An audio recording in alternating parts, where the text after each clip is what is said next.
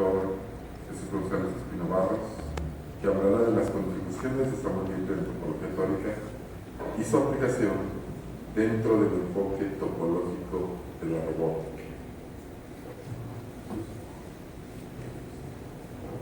Gracias, Ernesto. Bueno, pues es un gusto estar con ustedes en esta mañana para compartir algunas ideas sobre el legado que nos dejó Samuel a toda la humanidad, a todos los demás. Las pláticas que hemos escuchado ayer dejan de manifiesto el impacto que tuvo el trabajo de Samuel Hitler en el desarrollo moderno de la topología. Pero en esta charla quiero hacer una revisión de otra faceta que quizás no sea tan conocida como la anterior, pero que pues demuestra mucho del pensamiento profundo que tuvo Samuel, a saber su aplicabilidad a problemas que en el quehacer científico pueden ser clasificados como prácticos. Veamos, entonces, desde la Revolución Industrial, la posibilidad de conectar el punto de vista teórico con el punto de vista práctico ha sido uno de los problemas más fructíferos, uno de los retos más importantes que un científico puede abordar. Este mantra en la actualidad, de hecho, se ha convertido en una necesidad debido al alto desarrollo tecnológico que caracteriza a nuestra sociedad moderna. Justamente, esta situación ha dado pie al desarrollo de una de las características más interesantes de la topología, a saber su plasticidad y su efectividad para resolver problemas de índole aplicada.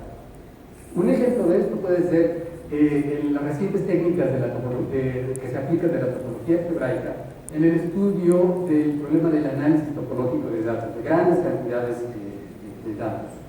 En esta charla no me voy a dirigir en esa dirección, sino más bien en esa parte relacionada con la topología.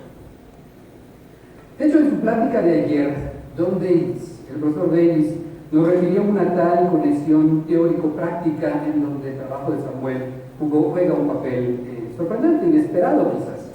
Concretamente en la década de los 60, y como hemos estado ya oyendo en diversas de las pláticas que hemos escuchado ayer y bueno, hoy en la mañana con José Antonio, en la década de los 60 y en pleno inicio de su carrera científica, fue sorprendente cómo Samuel se convirtió rápidamente en uno de los líderes mundiales dentro del problema de visualizar variedades dentro de espacios euclidianos. Este problema ya ha sido abordado en diversos grados de profundidad, siempre teniendo en mente el público en general en las pláticas pasadas.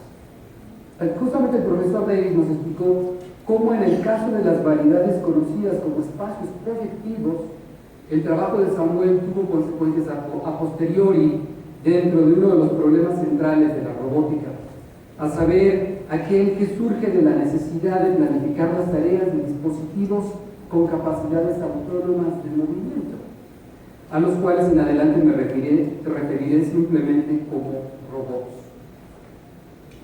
El objetivo entonces que persigo en esta charla es mostrar que, lejos de haber sido la anterior una conexión fortuita en el trabajo de Samuel,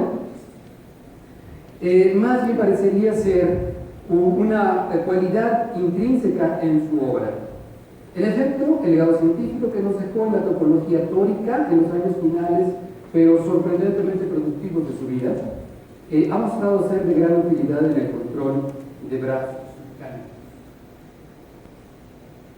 Bueno, pues déjenme platicarles un poco más acerca de esto. El problema de planeación motriz en breve surge de la necesidad de instruir a un robot sobre la forma de realizar tareas concretas. El problema, por supuesto, es que el robot carece de la inteligencia que caracteriza al ser humano para organizar una serie de trabajos, para organizar y coordinar una serie de acciones básicas que conduzcan a un fin determinado. Así que el objetivo es entonces programar al robot de modo que realice sin la supervisión humana y en tiempo real tareas que se le van a estar asignando. Aquí el punto clave es que en la práctica, básicamente en esta práctica quiero ser lo más real lo más cercano a la realidad posible. Entonces, en la práctica, el robot se desenvuelve en un medio ruidoso, es decir, en donde factores ajenos a nuestro control interfieren con el correcto desempeño del robot.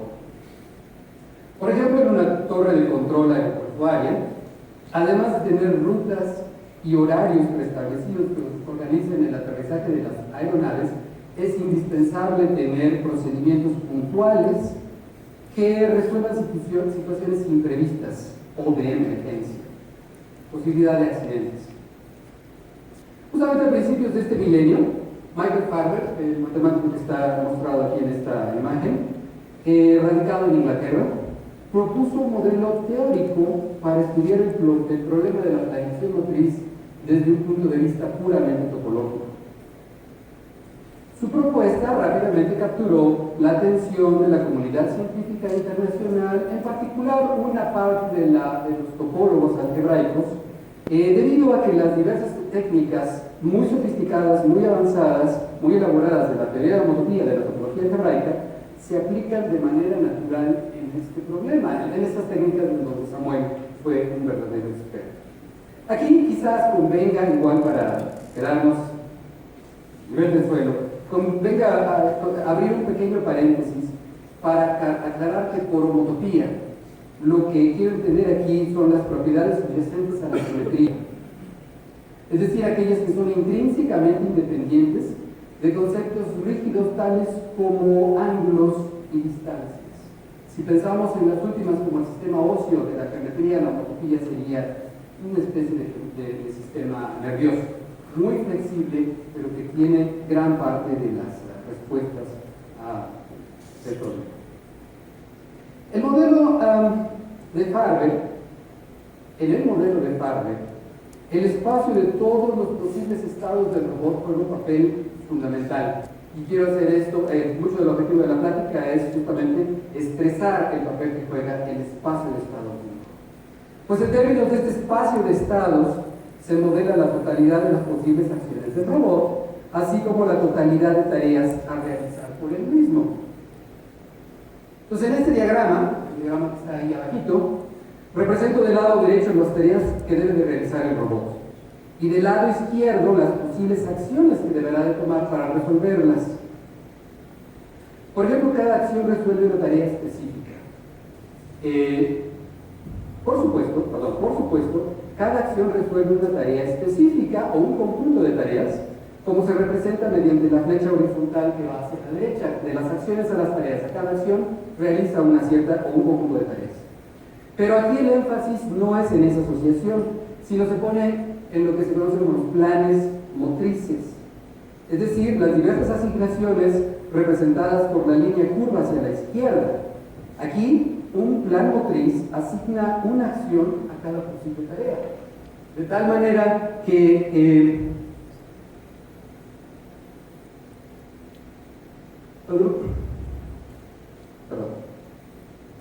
el énfasis se pone en las posibles planes motrices, es decir, en las diversas asignaciones representadas por la línea y curva hacia la izquierda. Entonces, un plan motriz asigna una acción a cada posible tarea. Por supuesto, la acción debe de ser tal, la acción asignada a la tarea debe ser tal que resuelva la tarea original. Bueno, como ya lo dije, el control al ruido es una cualidad que debe ser implementada en cualquiera de estos tipos de modelos si uno quiere estar dentro realmente de un terreno, pues, realista. Y justamente en el modelo de Farber, este control al ruido se incorpora requiriendo la continuidad de los planes motrices, o sea, de estas asignaciones curvas hacia la izquierda. Explícitamente o intuitivamente, lo que se busca aquí es que a fin de evitar accidentes por la presencia del ruido de este medio, la asignación debe de ser tal, la asignación que haga el plan motriz debe de ser tal que pequeñas variaciones en la tarea a realizar, y estas variaciones realizadas que vienen por el ruido inherente de la situación, pequeñas variaciones en la tarea a realizar impliquen solo pequeñas variaciones en la acción que deba de realizar el robot para resolver esto. Quiero ejemplificar esta situación, este fenómeno, de una manera idealista, pero bastante, muy ilustra la situación muy bien. Imaginemos las labores de remoción de escombros que siguen a una situación bastante mala. Una planta de generación de energía nuclear estalla y necesitamos este robot que debe de hacer las primeras acciones de limpieza. Entonces se dispone de un vehículo autónomo con capacidad para resolver problemas locales de ejecución. Por ejemplo, el robot tiene la habilidad de detectar objetos cercanos a él, de recogerlos, de depositarlos y de sortear los obstáculos que pueden encontrar en su camino durante estas acciones de traslado. Entonces, en estos términos, el robot ciertamente se desenvuelve en un medio bien conocido, si bien hostil, a saber, un patio central industrial en cuyo centro se encuentra la zona C, misma que debe ser evitada a costa por el robot, por este vehículo autónomo, so pena de que si se acerca demasiado a esta zona cero pueda experimentar averías irreparables. Ahora, el punto aquí es que el vehículo va a recibir instrucciones remotas del estilo: trasladar el objeto en la posición A la posición B para diversas posiciones que van a ser asignadas en tiempo real, A y B, y que están, por supuesto, adecuadamente alejadas de la zona cero. Por supuesto, como ya les dije, el problema es que dado la naturaleza crítica de la situación, la información que se le haga llegar al robot acerca de las coordenadas reales de A y B va a estar deformada, va a ser tan solo una aproximación afectada, por supuesto, por el ruido de las posiciones reales A y B a las que se debe dirigir de donde debe partir a donde debe llegar. Y aún así se espera que este robot realice estas acciones para cualquier tarea representada por este par de posiciones iniciales y finales A y B, de un modo que sea robusto al ruido, en el sentido que me referí hace un momento. Es decir, de tal manera que si el ruido, podemos controlar el ruido un poco, más no deshacernos de él, pero si el ruido está que altera la tarea a realizar, la acción que la realice sea cercana a lo que uno esperaría. Me voy a referir esto con un plan motriz robusto al ruido. Desafortunadamente, las malas noticias es que un tal objetivo es usualmente imposible de lograr, y para ilustrar este fenómeno, déjenme realizar el siguiente experimento mental. Entonces, aquí lo que estoy representando es que tenemos esta situación imaginaria, esperemos, de un robot de limpieza de escombros radioactivos después de un accidente nuclear. Y aquí estoy tomando un par de posiciones de prueba A y B. Y estoy representando por este pequeño arco que se muestra en la figura, la acción que deberá de tomar el robot, que hemos planeado de una manera robusta al ruido, que voy a suponer, para trasladarse de esta posición A en la posición B. Bueno, muy bien, fantástico. Ahora imaginemos que el ruido, por supuesto, hace de las suyas y altera ligeramente estas dos posiciones de inicio y de fin. Bueno, la robustez al ruido del plan motriz, implica que la solución de la tarea alterada, digamos aquí representada por A' y B', debe de ser cercana a la tarea que debió haber realizado originalmente. Muy bien, pues eso sería lo representado en la figura, pero imaginemos que continuamos haciendo este experimento mental, que el ruido continúa separando las posiciones poco a poco, y eventualmente llegaremos a la situación como en esta nueva figura, mostrando en particular una asimetría natural en el plan motriz originalmente supuesto. Pero peor aún, si continuamos este experimento, ya se imaginarán hacia dónde vamos, pero ahora completamos una vuelta para cada una de las posiciones A y B en direcciones contrarias, A en dirección de las manecillas del reloj y B al revés. Llegaremos a una solución para la tarea original A y B totalmente distinta a la originalmente supuesta. A saber, esta nueva tarea no se va a hacer el arco pequeñito que había referido al inicio, sino va a involucrar esencialmente dos vueltas, una que viene de haber perseguido algo en una dirección y la otra que viene de haber perseguido algo. Esta inconsistencia que acabamos de obtener surge, por supuesto, de haber supuesto la existencia de un plan motriz para este robot, un plan motriz robusto al ruido, por supuesto. En otras palabras, en esta situación, desafortunadamente, no hay forma de programar al robot para que realice sus tareas de limpieza sin que el ruido pueda llegar a provocar una situación de emergencia, una pérdida accidental del robot.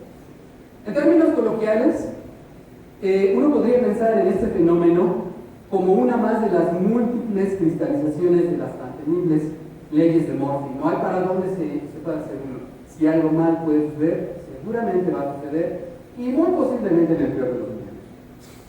Pero bueno, déjenme regresar a la formalidad. Farber utiliza su modelo para demostrar que la ubicuidad de las posiciones, de los posibles errores, es inherente al problema de la planeación motriz, y que la posibilidad de llegar a una situación crítica, a saber, en donde haya un error en la solución de una tarea, es intrínsecamente solo depende de las propiedades homotópicas del espacio de estados de este robot. De hecho, bueno, Farber va un paso más allá y diseña una medida con la que puede evaluar puede evaluar la robustez al ruido de un plan motriz dado. Y a esta medida le llama la complejidad topológica. Quizás un poco desafortunado este término, porque estos términos de complejidad son usados en varios. Muy bien. Ahora, hasta el momento me he referido al espacio de estados de un robot sin dar ejemplos concretos. Entonces, pues permítanme otra vez regresar un poco más a la parte terrena, producir ejemplos concretos, prácticos, de interés usual, y al mismo tiempo plantear la siguiente interrogante: ¿qué tan realmente aplicable es este enfoque en problemas de la vida diaria?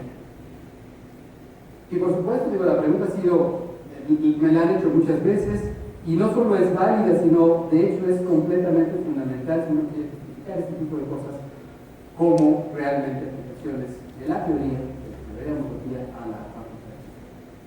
Bueno, para empezar, déjenme mencionar algunos teoremas que en general se conocen como teoremas de universalidad. Aquí es importante subrayar el hecho, y el hecho fue originalmente notado por William Thurston, que cualquier variedad razonable se realiza como el espacio de estados de algún cierto sistema autónomo. Cualquier variedad la pueden pensar como un espacio de estados. Bueno, esto es bastante sorprendente. De hecho, los robots están relacionados con estos, con lo que mencionó Don Davis en su plática de ayer, acerca de estos espacios de enlaces, estos espacios de pulseras formadas por barras rígidas que tienen gozos movibles, sus posibles estados conforman todo el espacio de estados. Sin embargo, lo que es sorprendente, este robot tiene el corte, este resultado tiene el corte clásico de las matemáticas. O sea, el robot que realiza una cierta variedad ciertamente existe, mas no se da ninguna indicación, por ejemplo, de cómo construir al robot. Afortunadamente, no hay que ir demasiado lejos para dar ejemplos interesantes y relevantes en la práctica. Y aquí es donde el trabajo de Samuel entra en juego, en la parte de topología teórica. Nuevamente, para tener un ejemplo concreto, pensemos en una planta automotriz donde se dispone de brazos mecánicos para el ensamblaje del producto. El modelo usual del espacio de estados de un tal brazo mecánico está dado, por supuesto, por un producto de esferas. Por ejemplo, para el robot mostrado en la figura de la izquierda, que es un brazo mecánico planar con dos goznes móviles, el espacio de estados no es más que un objeto que se ha mencionado continuamente en las pláticas que hemos estado escuchando, a saber, un todo, la superficie de una dona. En otras palabras, el producto cartesiano de dos círculos. En efecto, cada posición del brazo está completamente determinada por un par de ángulos. Los ángulos se forman dos barras adyacentes. Y a su vez, este par de ángulos, pues no es más que son las coordenadas, latitud y longitud, sobre la superficie, lo puedo pensar así, sobre la superficie de una dona. Bueno, en este caso, la complejidad topológica del robot, el invariante Farber, es dos. Pues esencialmente el problema que describí con este robot de limpieza de escombros sucede dos veces, uno por cada forma esencial que uno tiene para darle una vuelta completa al robot, ya sea longitudinalmente o latitudinalmente. Muy bien. Ahora, el punto es que brazos más sofisticados, no necesariamente planares, y realmente cuya complejidad depende de las necesidades del problema a realizar y de cómo está diseñado el brazo, pues la ingeniería. Estos brazos más sofisticados tendrán espacios de configuraciones dados, pues en general por productos de esferas arbitrarios, no necesariamente todos de la misma dimensión, por ejemplo. Todo esto, por supuesto, dependiendo, como ya lo mencioné, del mecanismo de cada gozne del brazo. Y esto por dejar mi mente muy concreta en los brazos mecánicos. Pero realmente uno podría pensar de cualquier dispositivo en su estructura interna, de cómo está relacionado, para dar parámetros de cómo puede, sus posibles situaciones, sus posibles estados. Ahora, de manera más importante en la práctica, es conveniente pensar, y de hecho así sucede, que el rango de acción de estos brazos mecánicos está sujeto a diversas limitaciones, ya sean de tipo ingenieril, provenientes del diseño de dichos robots, o pues de tipo práctico, dado por la presencia de obstáculos que el brazo mecánico tenga que sortear en sus tareas de resolver. Para concretar la idea, aquí, imaginemos que los estados de un cierto brazo mecánico están limitados esencialmente a combinaciones de goznes móviles que sean simultáneamente móviles. Con esto me refiero al tipo de restricciones del brazo en donde la posibilidad de mover algún gozne o un conjunto de goznes esté limitada a que otro cierto gozne o otro conjunto de goznes esté ya en su posición neutral. De hecho, esto no es una situación enteramente artificial. A menudo el mismo cuerpo humano tiene este tipo de limitaciones, ya sea por razones médicas, de comodidad o simplemente por razones de anatomía. No se puede hacer ciertos movimientos si otras piezas del cuerpo no están en determinada o cerca de determinada posición. Muy bien, pues esto último justamente me conduce al punto medular de esta charla, a saber, el hecho de que el espacio de estados de un tal robot es modelado por uno de estos productos cartesianos restringidos, también mencionados continuamente en las pláticas anteriores, por ejemplo en la plática de Tony Bari, del profesor Bari, también que justamente el profesor Brauer nos propuso el nombre como productos poliédricos. Muy bien, de hecho las propiedades topológico-algebraicas de estos objetos pues fueron reveladas en gran medida por el trabajo conjunto de un grupo de matemáticos en diversas áreas, y aquí por supuesto Samuel Fischer, junto con su equipo de colaboradores, jugó un papel bastante importante. Pero déjenme explicar mejor la relación entre la topología tórica y los brazos mecánicos con este tipo de restricciones cuando sus goznes móviles tienen restricciones para movimientos simultáneos. Entonces, en esta figura, imaginemos que el diseño del brazo mecánico de la figura de esta imagen, que tiene 5 goznes planares A, B, C, D y E, podrán imaginar moviendo, este diseño es tal que los últimos 2 goznes, D y E, pueden girar solo cuando el tercero haya alcanzado su posición neutral. Imaginemos que es el caso. De hecho, en la práctica esta restricción es bastante natural si la estrategia de movimiento del robot consistiera en aproximarse a su objetivo de 2 formas. Primero, mediante movimientos gruesos que involucren a los primeros 3 goznes para aproximarse a su tarea, a su objetivo. Y después, y habiendo regresado el tercero a su posición neutra y de una manera ya cercana a donde se quiere aproximar, moviendo los últimos 2 goznes, el D y E, para realizar los últimos controles. Entonces, en tales condiciones, el espacio de estados correspondiente a este robot, los posibles estados de este robot, no sería un toro de rango 5 completo, pues, dado los 5 botes, dado los 5 ángulos, producto cartesiano de 5 círculos, aun cuando tienen pues 5 botes, sino es más bien la unión de un toro de rango 3 y un toro de rango 4.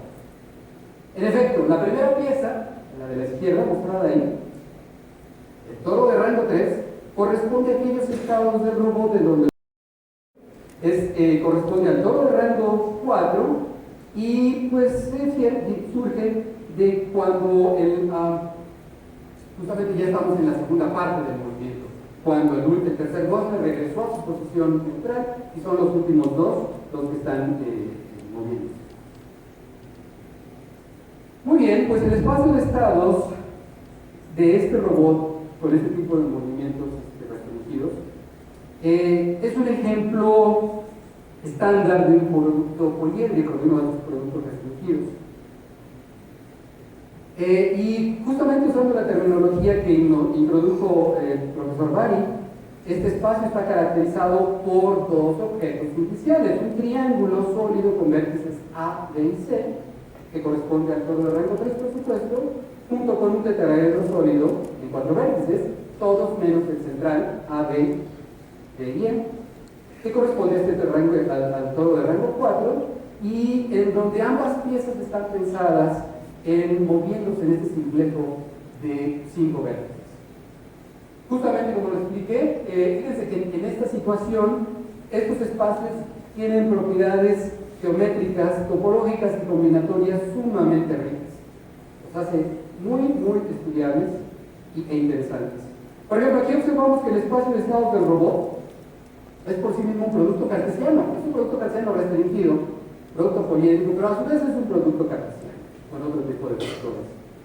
El primer factor en este producto es la superficie de una dona. Misma que corresponde al hecho de que los primeros dos bordes se mueven independientemente en ambas piezas de lo que suceda con los tres últimos. Y el segundo factor es la superficie de otra dona, pero ahora con un pequeño arete, es decir, la unión en un punto de la superficie de una dona con un círculo, y que corresponde justamente a estas restricciones de movimiento que describo.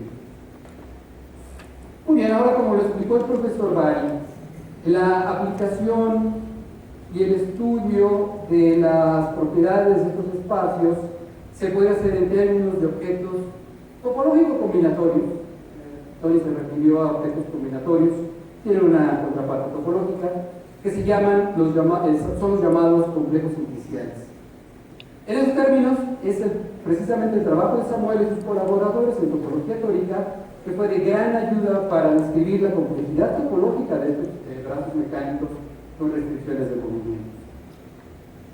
En efecto, como se indica en este resultado que está mostrado aquí en esta imagen, la respuesta depende no solo de las propiedades homotópicas del espacio de estados, como el enseñó Farber, sino cuando este espacio de estados tiene esta propiedad tan rica, depende exclusivamente de las propiedades combinatorias del complejo simplicial asociado.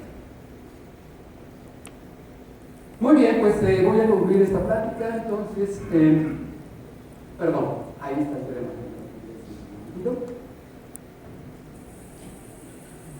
Remarcando que estos avances involucran una adecuada combinación de técnicas teóricas y métodos algorítmicos. De hecho, este teorema ya había sido vislumbrado en el 2008 por Daniel Cohen, un matemático en la Universidad de Florida, y un estudiante doctoral de él, de apellido Plutzi, pero su argumento estaba erróneo, tenía diversos errores, pruebas fatales. Y la demostración correcta de este resultado fue obtenida recientemente dentro del trabajo doctoral de mi estudiante Bárbara Gutiérrez, y esto requirió justamente esta técnica, esta combinación de las técnicas. Por una parte, la teoría proveniente de la topología algebraica, que nos describe mucho de los objetos algebraicos asociados a estos espacios, a estos productos poliédricos, nos dan una forma de aproximar, dar cotas inferiores a la medida de Farber. Pero de todas maneras, decir que son óptimas, usualmente esto es bastante complicado en teoría de la homotopía porque involucra ya realmente meterse con el cálculo de funciones explícitas.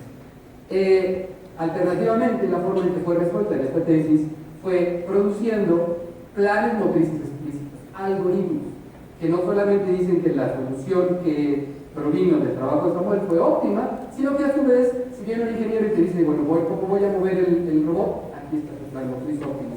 Aquel que te garantiza que si bien este robot puede tener situaciones críticas, son las mínimas posibles, es el mínimo número posible. Por otra parte, también aquí es importante comentar que estas técnicas mixtas admiten otro tipo de extensiones de interés, tanto en la práctica como en la teórica. Quiero remarcar aquí que, lejos de que uno pueda distraerse de sus actividades de investigación teóricas, la práctica, la aplicación de las mismas es una cosa que es una necesidad de la actualidad. Y parte de la investigación es que uno debe realizar. Por ejemplo, hemos obtenido resultados análogos, básicamente con las mismas técnicas, al problema de planeación motriz, pero ahora en su modalidad de planeación motriz secuencial, que básicamente se refiere, en pocas palabras, a que si tengo el robot y le debo planear el movimiento entre dos posiciones dadas, bueno, ahora tengo el robot, tengo las posiciones dadas que se van a estar asignando en tiempo real, pero aparte tengo una serie de posiciones intermedias que el robot está forzado, por las cuales el robot está forzado a pasar. Eso se llama planear el movimiento en forma secuencial. Y pues si quiero concretar esta idea, piensen por ejemplo en la línea de producción, en una planta ensambladora, armando un vehículo, y el vehículo tiene que pasar por ciertos estados predeterminados, y ahora nada más hay que organizar la distribución de herramientas y cómo se va a estar el movimiento del equipo de trabajadores o la propia materia prima. Por otro lado, esto es en la parte teórica, en la parte práctica. Intenta hacer en la parte práctica y pues con un poco más de esfuerzo, esperemos que eventualmente tenga realmente frutos realmente bien prácticos. Pero por otro lado tiene aplicaciones en la parte teórica. Estas mismas técnicas híbridas que se usaron en la tesis de doctorado de un estudiante parecen tener implicaciones en un problema que en la actualidad pues ha tomado, ha venido a ser como de moda. Ya se han mencionado estas superficies. En las superficies se hizo gran hincapié en las superficies orientables. Se mencionaron varios toros, no solo en esta plática, sino en las previas, pero también están estas superficies no orientables que tienen que ser encajadas necesariamente en dirección 4. Una de ellas es la llamada botella de Klein. Y pues, al paso que uno puede calcular este invariante de Farber para todas las superficies, es bastante elemental hacerlo. Curiosamente, el caso de las superficies no orientables es un problema abierto. Recientemente, de hecho, un matemático, Alexander Bereznikov, también en la Universidad de Florida, publicó un artículo en el Archive en donde afirmaba haber calculado la complejidad topológica de las superficies, de todas las superficies. Le encontramos algunos errores, le publicamos al autor, y básicamente la situación es que al menos para aquellas de las no orientables de género 3 en adelante, parece ser que ya se tiene bien calculado esto, es la cota superior, lo que uno esperaría que es independiente de la topología algebraica, pero particularmente le encontramos un error en el caso de la botella de Klein, y que como que se ha formado un ícono alrededor de esta situación. Es uno de estos problemas que pues, es muy elemental platicar, pero que cuya solución ya lleva 10, 15 años y podría ser uno de esos problemas que pudieran estar marcando mucho del desarrollo futuro de este tipo de teoría aplicada. Bueno, pues para concluir, déjenme hacer una especie de resumen del objetivo que persigo con esta plática, a saber que la interconexión de la parte teórica y la práctica en la ciencia es un excelente catalizador para el sano desarrollo de ambas componentes. Y que por supuesto, muy afortunadamente, el trabajo de nuestro querido Samuel vino a ser muy propicio para el correcto interconexión del desarrollo de esta pues muchas gracias.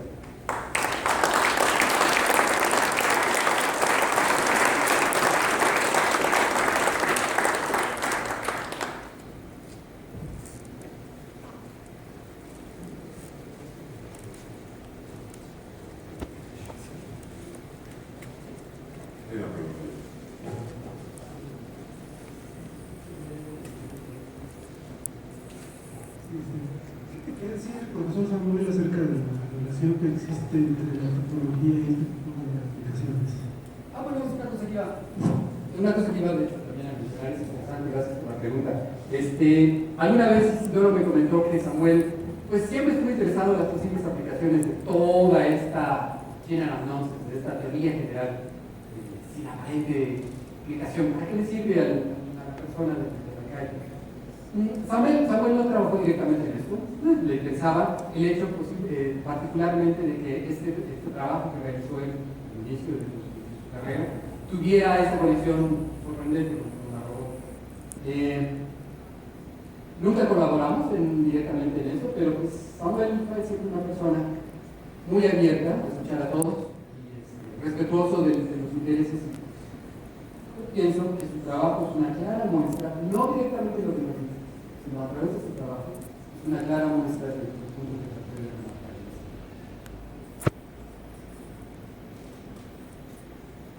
¿Alguna otra pregunta? Bueno, agradecemos a Jesús nuevamente.